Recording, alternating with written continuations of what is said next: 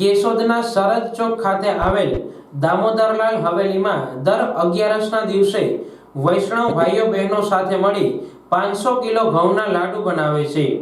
આ લાડુ શહેરની દરેક સોસાયટીમાં ગૌમાતા આરોગી શકે તે રીતે હવેલીમાં દર્શને આવતા વૈષ્ણવોને આપવામાં આવે છે। આ વૈષ્ણવો દ્વારા જ જે તે સોસાયટીમાં ગૌમાતા મળે તો તેને ખવડાવવામાં આવે છે। આ માટે કાર્યકર ભાઈઓ બહેનો દ્વારા લાડવા લઈ જવા માટે પ્લાસ્ટિકની જગ્યાએ કાપડની થેલીઓનો ઉપયોગ કરાય છે। આમ 100 કિલો ઘઉંના લાડુ બનાવવાની શરૂઆત થઈ હતી, જે છેલ્લા 10 વર્ષથી અવિરત ચાલુ હોય આજે 500 કિલો ઘઉંના લાડુ બની રહ્યા છે।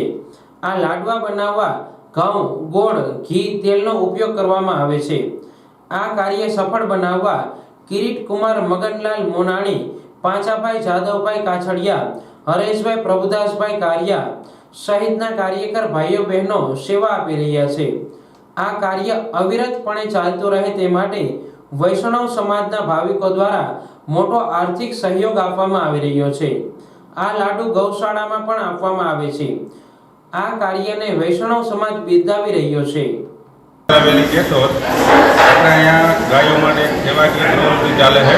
દર 11ના દિવસે 500 કિલો ઘઉંના લાડવા બનાવવામાં આવે છે। આ બધું જોવું તો પાછળ બરાબર।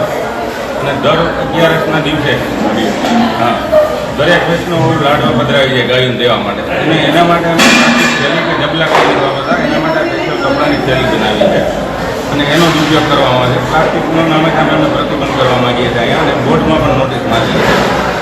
ઓકે।